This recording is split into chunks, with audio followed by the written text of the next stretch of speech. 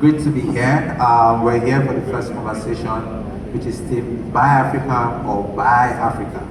And the idea, as you know, is you're doing business in Africa, in Nigeria, and there is often a contention between staying within the continent and also going outside. And then we have two great minds who have done both, who have done business in Africa and also expanded, talk to us about their experiences doing business in Africa and also expanding across Africa. Just a few stats before we get going. Of course, intra-Africa trade is growing year on year. 2023 was almost 200 billion.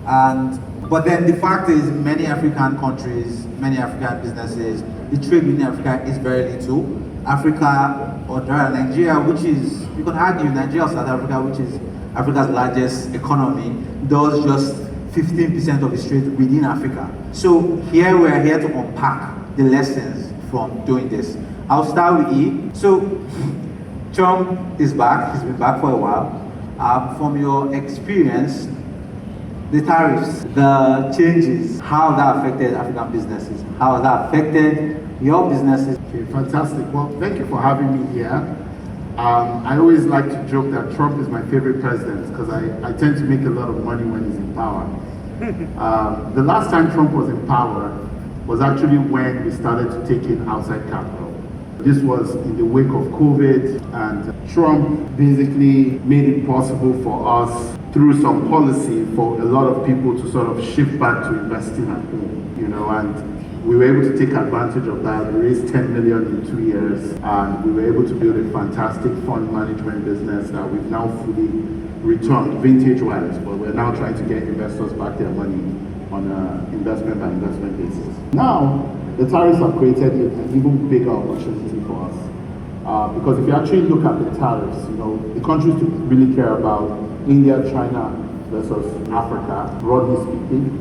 And the reality is because a lot of the tariffs were indexed against existing trade between our countries and America, we ended up with a lower tariff than those other countries.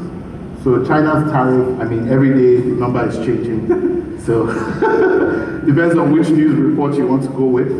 India's tariff is 28%, depending on who you talk to. Might be as high as 35%. Nigeria's tariff is 14%, right? So you can do the math and see who tariff economics is affecting.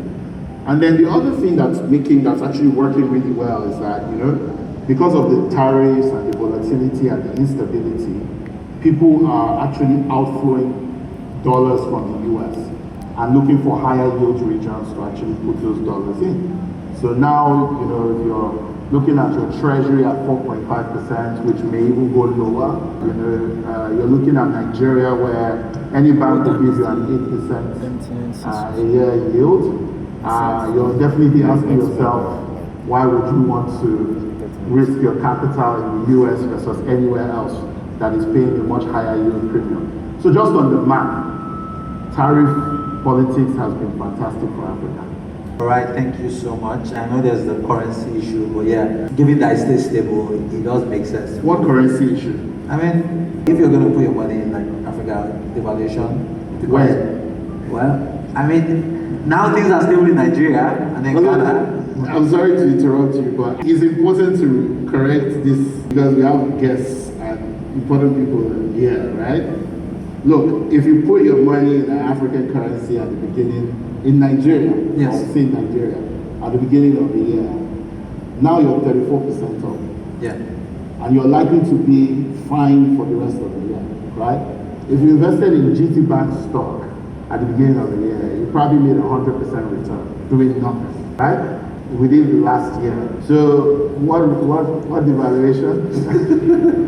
Remind me again. Fair enough, the currencies have been stable now, at least this year, right? So I'll give more like the dollar has been weaker.